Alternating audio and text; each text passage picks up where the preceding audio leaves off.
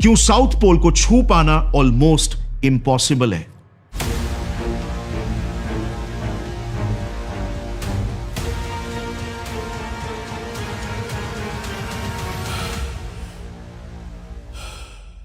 यह है वो लंबी लिस्ट उन लोगों की जो एंटार्क्टिका को खोजने और साउथ पोल पर पहली बार अपने कदम रखने के लिए निकले थे, बट इस सफर के बीच में ही इनकी मौत हो गई। इंसानों ने लगातार 100 सालों से भी ज्यादा समय तक साउथ पोल में अपने कदम रखने की कोशिशें की, बट कोई उसके आसपास भी नहीं आ पाया, और जो ज्यादा करीब चले भी गए तो जैसे उस लिस्ट में हमने देखा, वो इस सफर के बीच में ही गायब हो गए। इंटरेस्टिंगली, पिछले 70 मिलियन सालों से साउथ पोल पर ठहरा हुआ यह सफेद रेगिस्तान एंटार्क्टिका सिर्फ 200 साल पहले ही इंसानों की नजरों में आया। मतलब जस्ट इमेजिन, जब ब्रिटिशर्स इंडिया पर राज कर रहे थे तभी भी दुनिया ने एंटार्क्टिका को देखा तक नहीं था। दुनिया के इतिहास की किताब में एंटार्क्टिका वो आखिरी पन्ना है जो अंत तक किसी ने पलटा ही नहीं था। नॉर्मल एरोप्लेन्स को तो एंटार्क्टिका के ऊपर से गुजरना अलाउड भी नहीं था, क्योंकि उन्हें कुछ ऐसे हालातों का सामना करना पड़ता था। यही हाल शिप्स और क्रूजेस का भी होता था। बट गौर करने वाली बात तो यह है कि इसके एग्जैक्टली ऑपोजिट दुनिया के दूसरे कोने में, आर्कटिक या नॉर्थ पोल में, Greenland, Iceland, Russia, Alaska etcetera के हिस्सों को मिलाकर वहां पर आज भी करीब 4 मिलियन लोग रहते हैं।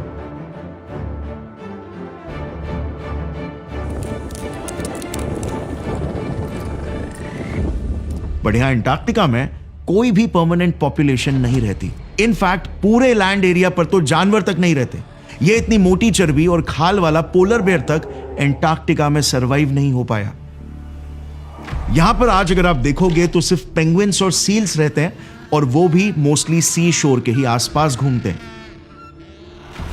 और सिर्फ यहां पर आज कुछ साइंटिस्ट के बेसिस है, क्योंकि कहा जाता है इस जमीन पर सिर्फ 2 चीजें हैं, साइलेंस और सवाल। सवाल जो हमेशा उठते हैं, पर जवाब हमेशा बर्फ की मोटी चादर के नीचे दब जाते हैं। जैसे ये जगह इतनी ठंडी कैसे है, जब कभी यहां पर एक घना जंगल हुआ करता था, या फिर नासा वाले यहां पर बार बार क्या ढूंढने आते हैं। और सबसे बड़ा, अगर सिर्फ ये एक बर्फीली जगह है तो यहां पर बिना किसी एक्सप्लेनेशन के यूएफओ साइटिंग्स की हो रहे हैं। अच्छा, अब जरा ना इस रीजन पर अपनी नजरें डालना। 2024 की एक लेटेस्ट खबर में यह पाया गया कि एंटार्क्टिका के इस बड़े से लैंड मास के नीचे 511 बिलियन बैरल ऑयल छुपा हुआ है, जो कि मिडिल ईस्ट के बाद दुनिया का सबसे बड़ा ऑयल रिजर्व है। लेकिन फिर भी इस खबर के बाद भी पावरफुल देश इस पर उस तरह से टूट क्यों नहीं पड़े जिस तरह से मिडिल ईस्ट पर टूट पड़े थे? आखिर क्यों? एंटार्क्टिका में स्पेसिफिकली ऐसी कौन सी खास बात है जो इसे दुनिया का सबसे डेडलीस्ट लैंड बनाती है? क्यों इतने सारे लोगों ने इसके सेंटर तक पहुंचने में अपनी जानें गंवा दी? तो चलिए फ्रेंड्स, आज हम इतिहास के आखिरी पन्ने को पलटकर इस ठंडे कब्र के नीचे दबे सारे राजों का ताला तोड़ते हैं और देखते हैं कि इस दुनिया के सबसे बड़े सीक्रेट वर्ल्ड में आखिर क्या छुपा है।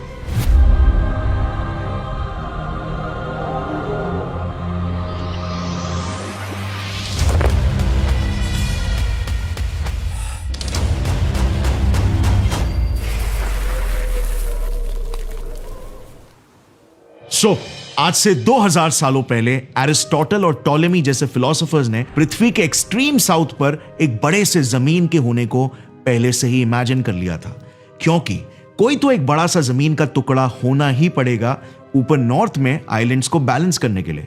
यह मिस्टीरियस जमीन जो सभी के इमेजिनेशन का विषय थी, को लैटिन नाम दिया गया टेरा ऑस्ट्रालिस इनकॉग्निटा, यानी कि द अननोन सदर्न लैंड। अब 1520 में एक famous Portuguese explorer Ferdinand Magellan बहुत नीचे साउथ अमेरिका के टिप तक पहुंच गए थे और उन्हें एक पैसेज दिखाई दिया जिसके पार उन्हें बहुत से आइसबर्ग्स दिखे।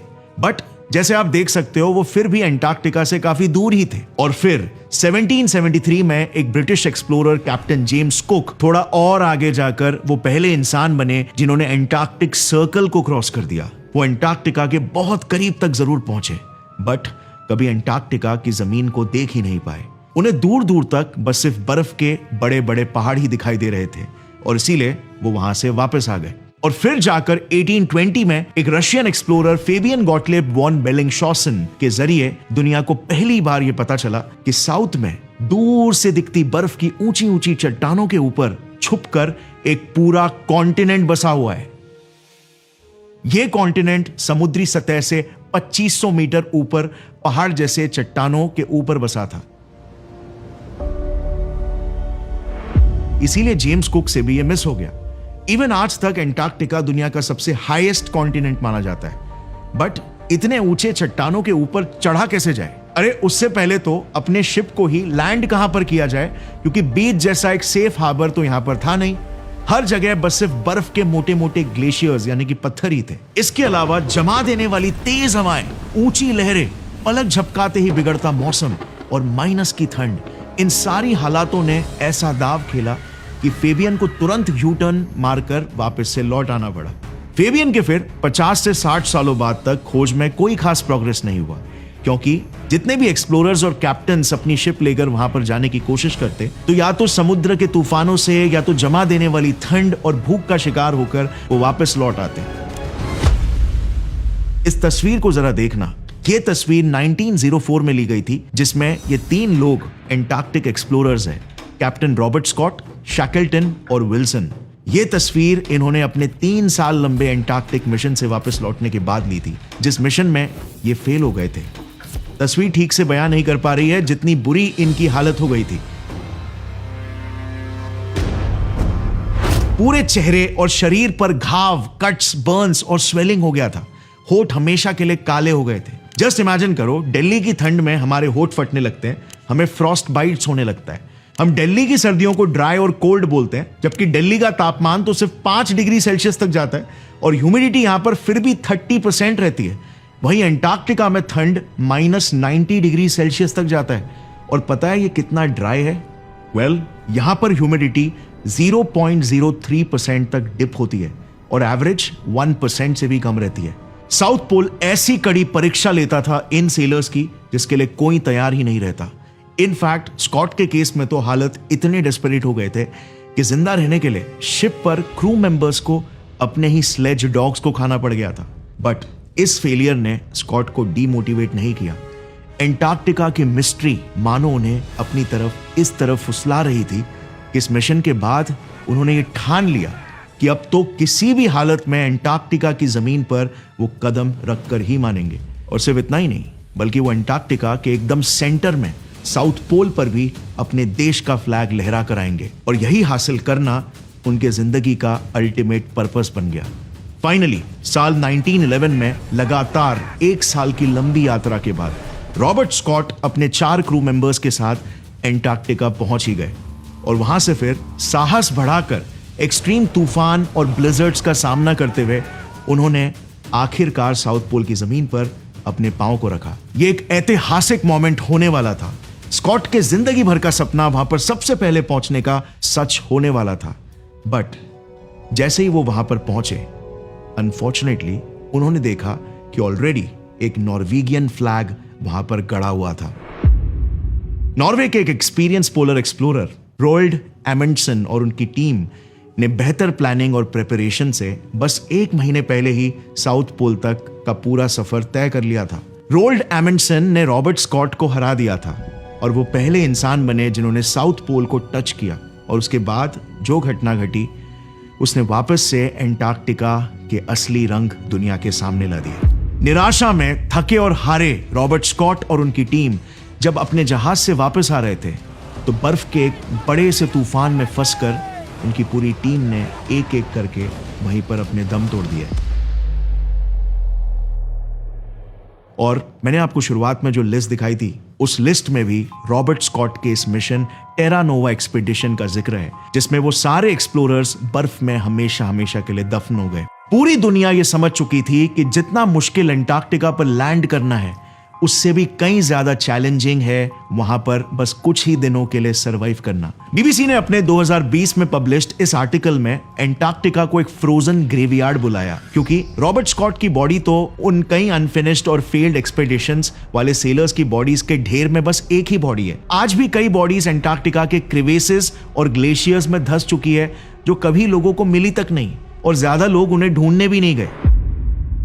अब अगर आप इन केसेस पर थोड़ा सा गौर करोगे ना, तो आपको इन डेथ्स में कुछ पैटर्न्स रिपीट होते हुए दिखाई देंगे। जैसे एक्सप्लोरर्स का तूफान या ब्लिजर्ड्स में भटक जाना, स्टारवेशन यानी भूख से मर जाना, जहाज का टूट जाना, बर्फ में धंस जाना, ये सारी घटनाएं बार बार रिपीट हो रही है। अब ऐसा क्यों हो रहा है ये जानने के लिए ना हमें एंटार्क्टिका की यूनिक ज्योग्राफी और कायदे कानूनों को समझना होगा जो इसे नॉर्थ पोल से भी अलग बनाती है। देखो, सबसे पहले तो ना साउथ पोल पर बर्फ बहुत ज्यादा है as compare to north pole. पूरे दुनिया का 90% बर्फ, आई रिपीट, दुनिया का 90% बर्फ एंटार्क्टिका में है। इनफैक्ट दुनिया का 70% फ्रेश वाटर भी एंटार्क्टिका के ही बर्फ में जमा हुआ है और इसीलिए एंटार्क्टिका का एवरेज टेम्परेचर -40 डिग्री सेल्सियस से लेकर -90 डिग्री सेल्सियस तक लो हो जाता है, जबकि आर्कटिक का एवरेज टेम्परेचर सिर्फ 0 डिग्री से लेकर -40 डिग्री तक ही जाता है। इसी वजह से आपको भले ही नॉर्थ पोल में लैंड मैमल्स जैसे Arctic wolves, foxes, reindeers, oxes, polar bears और यहां तक कि रैबिट्स और शीप्स भी मिल जाएंगे, बट साउथ पोल पर इनमें से कोई भी नहीं है। दूसरी यूनिक बात यह है कि जो हमने बार बार बर्फीले तूफानों के बारे में सुना है ना, यहां पर ऐसे तूफान देखने को मिलते हैं जैसे दुनिया में और कहीं नहीं दिखते। इसे देखना, ये एक नॉर्मल सा हरिकेन यानी कि तूफान है। ऐसे तूफान जो भारी तबाही लाते हैं, इनमें विंड स्पीड्स बस सिर्फ 100 से 150 किलोमीटर पर आ रही होती है। एंटार्क्टिका में ऑन दी अदर हैंड तो बड़े आराम से 200 से 300 किलोमीटर पर आवर की रफ्तार से हवाएं चलती है। सो आखिर एंटार्क्टिका में इतने तेज विंड्स क्यों चलते हैं? वेल, इसके पीछे ना एक इंटरेस्टिंग रीजन है। देखो, पृथ्वी में आप कहीं पर भी चले जाओ, आपको आसमान जमीन से ठंडा ही मिलेगा। जैसे अगर मुंबई शहर में जमीन का टेम्परेचर 28 डिग्री सेल्सियस है तो वहीं पर आसमान में -40 डिग्री सेल्सियस तक होगा। इससे होता यह है कि नीचे की गर्म हवा ऊपर के एटमॉस्फेयर लेयर्स तक अगेंस्ट ग्रेविटी राइज होती है, जिससे स्लो विंड्स क्रिएट होते हैं। नॉर्मली पृथ्वी में हर जगह ऐसा ही होता है, बट एंटार्क्टिका इकलौता ऐसा अजूबा है जहां पर जमीन ही आसमान से ज्यादा ठंडा है। और क्योंकि इन हवाओं को ग्रेविटी भी नीचे पुश करती है, तो इस वजह से विंड्स नीचे की तरफ भयंकर एक्सेलरेट होते हैं और पूरे एंटार्क्टिका प्लेट्यू में फैलने लगते हैं तूफानी प्रेशर के साथ। और यही रीजन है कि एंटार्क्टिका में ऐसे स्नो ब्लिजर्ड्स बहुत फ्रीक्वेंटली देखने को मिलते हैं और रिसर्चर्स और वर्कर्स को लिटरली रोप लाइन पकड़ के चलना पड़ता है। और तो और क्योंकि ठंडी हवा मॉइस्चर यानी कि ह्यूमिडिटी रिटेन नहीं करती, इसीलिए पूरा कॉन्टिनेंट एक्सट्रीमली ड्राई है, ऑलमोस्ट क्लोज टू 0% ह्यूमिडिटी। इसी वजह से एंटार्क्टिका ह्यूमन बॉडीज में से एक झटके में सारा मॉइस्चर चूस लेता है और डिहाइड्रेशन के चलते कुछ ही सेकेंड्स में ही एक्सपोज स्किन फ्रॉस्ट बाइट्स पकड़ लेती है। प्रिकॉशंस नहीं लिया जाए तो अफेक्टेड हिस्सा मिनटों में ही काला पड़ जाएगा और बेजान हो जाएगा, कुछ इस तरह। एक और एक चीज, इस क्लिप को जरा देखना, इसमें आपको दूर दूर तक क्या दिखाई दे रहा है? कुछ भी नहीं, राइट? आसमान भी सफेद, कोहरा भी सफेद और जमीन भी सफेद। इसे वाइट आउट कहते हैं। और ऐसे हालातों में एक ट्रैवलर अपना सारा सेंस ऑफ डायरेक्शन ही खो देता है, राउंड एंड राउंड सिर्फ एक ही जगह पर घूमता चला जाता है। और अगर आपको पता नहीं आप कहां पर जा रहे हो तो आप सीधे बर्फीले कब्र में ही गिर जाओगे। क्योंकि इसे देखना, इसे कहते हैं क्रिवेस। दिखने में ये भले ही एक चपटी सी दरार लग रही होगी, बट इनकी गहराई होती है ऑन एन एवरेज 65 से 100 फीट। यानी गलती से भी अगर पांव यहां पर रख दिया तो सीधे 100 फीट नीचे अंदर बर्फ की कब्र में। और सबसे कंसर्निंग बात तो यह है कि एंटार्क्टिका में ऐसे क्रिवेसेस भरे पड़े हैं और कईयों को तो आप अपने कदम रखने से पहले देखकर पहचान भी नहीं पाओगे, क्योंकि वो ऊपर से बर्फ के लेयर से ढके होते हैं। यही क्रिवेसेस भी एक बहुत ही बड़ी वजह है कि बहुत से एक्सप्लोरर्स जो एंटार्क्टिका से वापस नहीं लौटे, उन्हें हम कभी भी ढूंढ ही नहीं पाए। वो जैसे मानो गायब ही हो गए।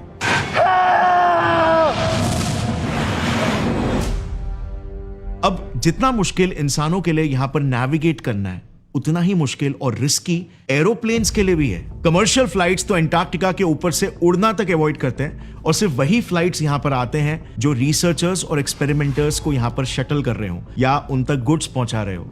घना कोहरा, अनप्रिडिक्टेबल क्लाइमेट और स्ट्रॉन्ग विंड्स की वजह से टर्बुलेंस, क्योंकि ये पोल्स के करीब है इसीलिए मैग्नेटिक फ्लक्चुएशंस की वजह से नेविगेशन बिगड़ना, सेफ्टी लैंडिंग के लिए कोई भी स्टेशन यहां पर नहीं होना, यहां तक कि रिफ्यूलिंग स्टेशन का भी यहां पर ना होना, कुछ मेजर रीजंस है एयरलाइन कंपनीज को यहां से गुजरना रिस्की लगता है।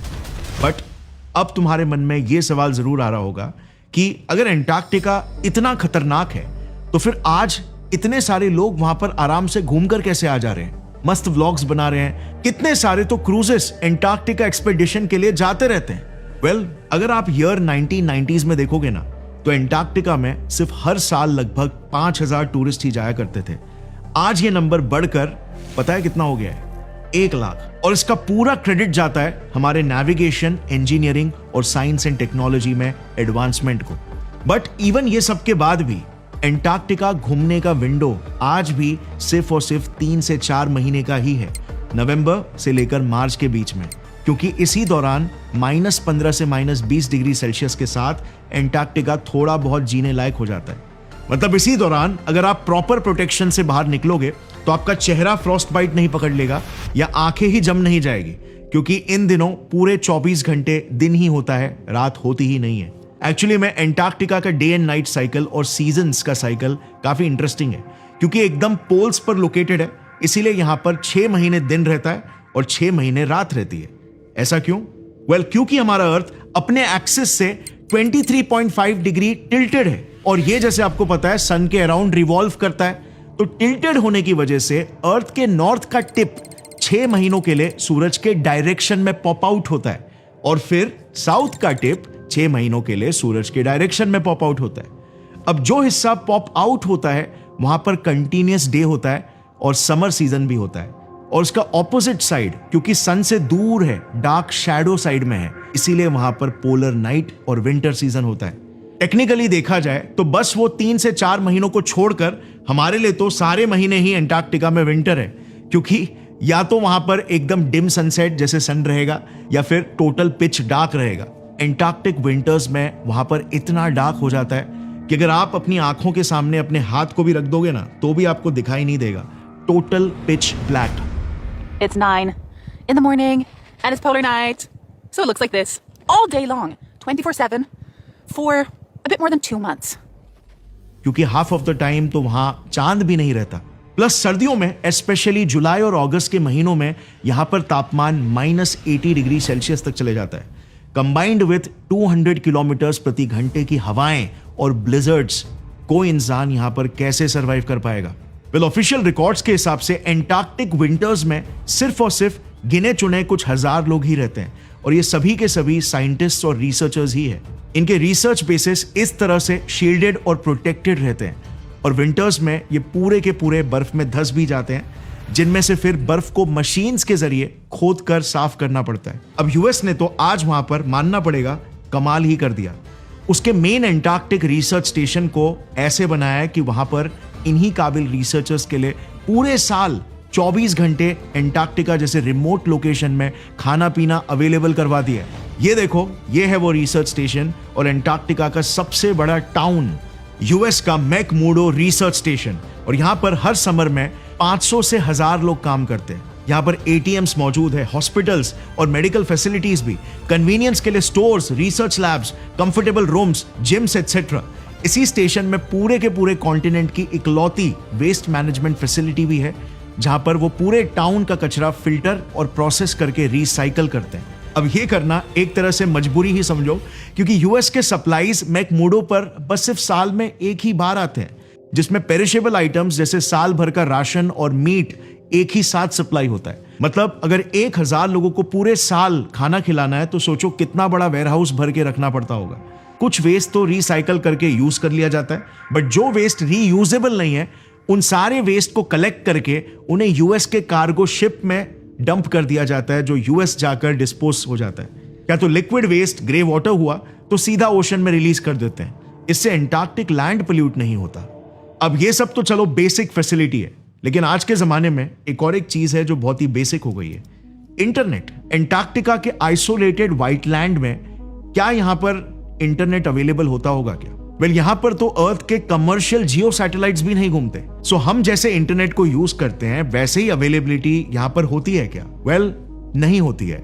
दिन में बस 4 से 5 घंटे का ही विंडो मिलता है जब इरिडियम सैटेलाइट्स एंटार्क्टिका के पास से गुजरते हैं। ये सैटेलाइट्स बेसिकली सैटेलाइट कॉलिंग और ईमेल्स की सर्विस प्रोवाइड करते हैं, और वो भी लिमिटेड स्पीड पर। So it's not the best speed. You're not talking about streaming Netflix or downloading videos, but it does give a pretty stable internet connection. इसीलिए यहाँ पर एक सिंगल ईमेल भेजने का कॉस्ट $3 आता है। तो आज यहाँ पर हम जैसे आसानी से व्हाट्सएप और इंस्टाग्राम पर चैटिंग करते हैं, वो उनके लिए वहां पर डेफिनेटली पॉसिबल नहीं है।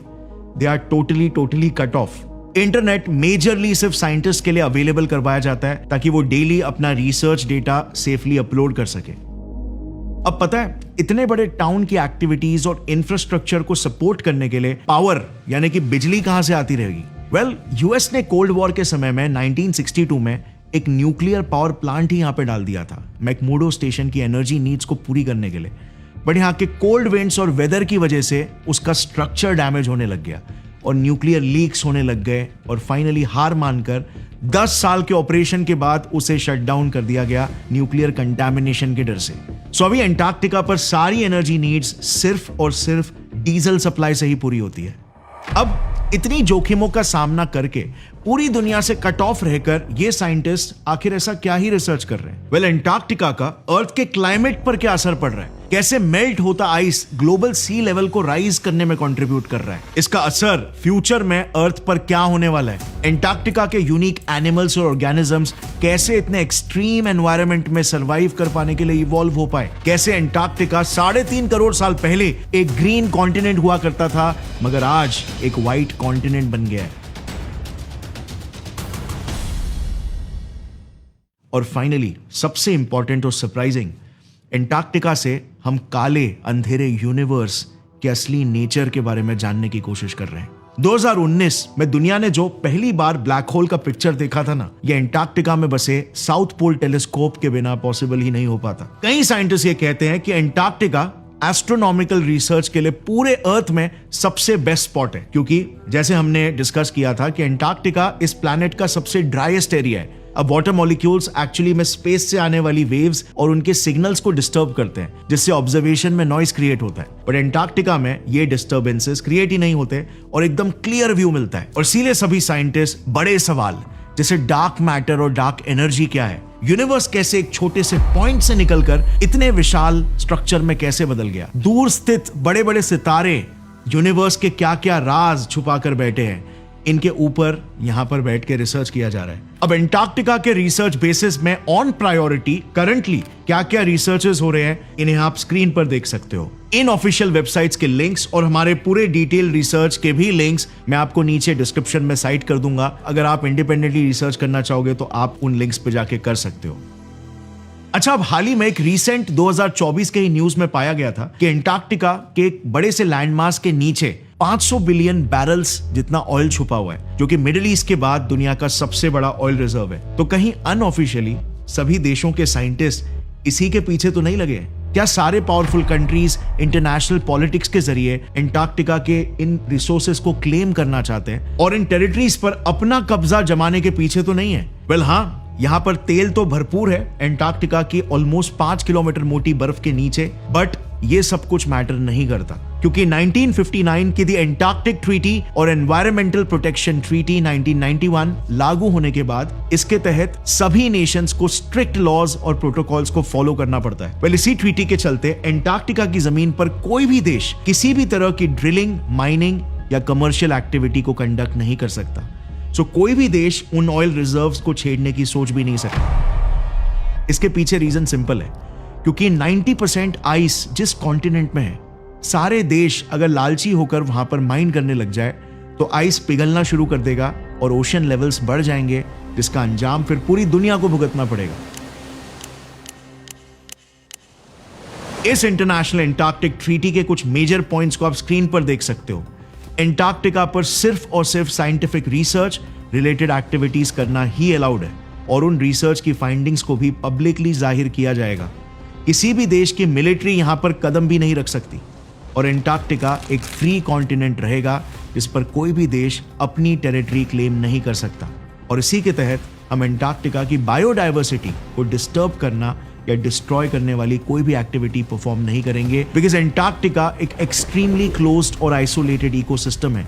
इवन टूरिस्ट के लिए यहां पर स्ट्रिक्ट रूल्स है जिसे कंप्लाई करना जरूरी है। The International Association of Antarctic Tour Operators ने don't pack a pest policy निकाली थी, जिसका मतलब यह है कि हमें किसी भी तरह के बैक्टीरिया या माइक्रो ऑर्गेनिज्म तक को भी एंटार्कटिका पर ले जाना अलाउड नहीं है। मतलब आपके कपड़े, जूते, लगेज सब कुछ को स्टेरिलाइज करना होगा एंटार्कटिका की जमीन पर कदम रखने से पहले, और एंटार्कटिका की जमीन से अपने शिप में कदम रखने से पहले वहां पर अपने घुटनों पर तक बैठना अलाउड नहीं है। सो अगर वहां पर आपको बर्फ में लेटकर मस्त स्नो फेरी बनाना है, अगर ये आपके बकेट लिस्ट में है तो ये चीज भूल जाओ। वहां पर आप यूरिन को भी जमीन पर डंप नहीं कर सकते। इनफैक्ट सभी लोग अपनी पी को बॉटल्स में या यूरिन बैग्स में भरकर वापस शिप पर लेकर आते हैं। टूर ऑपरेटर्स भी सिर्फ टूरिस्ट को शोर्स और कुछ नजदीकी टूरिस्ट अट्रैक्शंस ही दिखाकर वापस शिप्स में ले आते हैं। एंटार्क्टिका के इंटीरियर रीजन्स में कोई नहीं लेकर जाता, वहां पर घुसने का सोचना भी मत। और साउथ पोल तक जा पाना तो किसी कॉमन इंसान के लिए ऑलमोस्ट इम्पॉसिबल ही है। वहां पर इतने रेस्ट्रिक्शंस इसीलिए है क्योंकि एंटार्क्टिका का इकोसिस्टम एक बहुत ही फ्रैजाइल और सेंसिटिव इकोसिस्टम है। इस छोटे से इकोसिस्टम में अगर गलती से भी कोई फॉरेन पैथोजेंस या माइक्रो ऑर्गेनिजम्स आ गए तो ये यहाँ के लोकल एनिमल्स और लिविंग स्पीशीज को अफेक्ट कर सकते हैं, उनमें अनइनवाइटेड म्यूटेशंस कॉज कर सकते हैं। 2024 के ही बीबीसी के एक इंटरव्यू में एंटार्क्टिक इकोलॉजिस्ट डायना बर्गस्ट्रॉम ने यह बताया कि एंटार्क्टिका के साउथ शेटलैंड आइलैंड्स पर ऑलरेडी कुछ फॉरेन वायरसेस के स्पीशीज पहुंच भी चुके हैं और एक खास तरह का एवियन फ्लू भी सब एंटार्क्टिक आइलैंड्स पर फैलने लग गया है, जिससे सील्स और बर्ड्स बीमार गिर रहे हैं। A deadly bird flu has spread to the region. Several hundred penguins have been killed, and samples of 2 penguins confirmed the spread of the avian influenza virus. क्योंकि एंटार्क्टिका में सभी इकोसिस्टम्स इंटरकनेक्टेड है, एक छोटी सी भी गलती वहां पर एक बटरफ्लाई या डोमिनो इफेक्ट क्रिएट कर सकती है, जिससे अंत में वाटर लेवल्स बढ़ जाएंगे और आधी दुनिया डूब सकती है। इसीलिए इसे टिकिंग टाइम बॉम्ब कहा जाता है और scientist want to be extra cautious. Plus Antarctica क्योंकि करोड़ों सालों से जमा पड़ा है और बर्फ हर किसी चीज को फ्रीज कर देता है, इसके मोटे परमाफ्रॉस्ट लेयर्स के बीच साइंटिस्ट 100% श्योर है कई अननोन एंशिएंट वायरसेस के स्पीशीज जमे पड़े हो सकते हैं। इन वायरसेस को ज़ॉम्बी वायरसेस भी कहा जाता है। और अगर ये परमाफ्रॉस्ट, ये बर्फ मेल्ट हो, ये कई किस्म के जानवरों को इन्फेक्ट करके म्यूटेशंस और बीमारियां कॉज कर सकते हैं। हालांकि अब तक जो भी वायरसेस हमें मिले हैं, जैसे 2014 में मिला ये पिथो वायरस साइबेरिकम, एक 30,000 साल प्राचीन वायरस है जो हमें साइबेरिया में मिला था। और जस्ट हाल ही में 2023 में हमें मिला पैंडोरा वायरस येडोमा, एक 48,500 ईयर्स पुराना वायरस। ये मोस्टली एमीबास को ही इन्फेक्ट करते हैं, बट एंटार्क्टिक परमाफ्रॉस्ट में हजारों इवन लाखों ऐसे वायरसेस हो सकते हैं, जिनमें से कुछ नॉर्मल जानवर और इंसानों को भी इफेक्ट कर सकते होंगे। यार हिमालय का एक एग्जाम्पल ले लो, जो एंटार्क्टिका के मुकाबले कितनी छोटी जगह घेरता है, वहीं पर हमें आज तक 1700 नए वायरस के स्पीशीज बर्फ में दबे हुए मिले थे। और इसीलिए हमें हर हाल में एंटार्क्टिका को पॉलिटिक्स और ह्यूमन इंटरफेरेंस से दूर ही रखना है।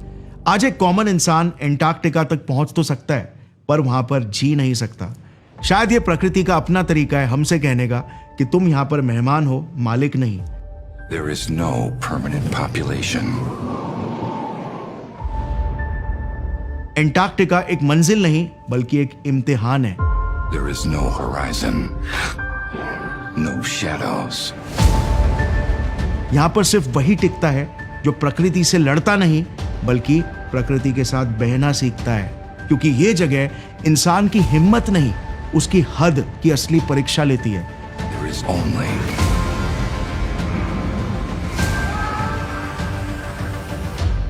एंटार्क्टिका तक पहुंचने से कहीं ज्यादा मुश्किल है एंटार्क्टिका को जीत कर दिखाना, क्योंकि ये कोई जमीन नहीं, ये एक जुनून है जो सिर्फ उन्हीं लोगों को स्वीकारता है जो यहां पर रहने के लिए खुद को भी भूलने के लिए तैयार है। गौरव ठाकुर साइनिंग ऑफ। जय हिंद।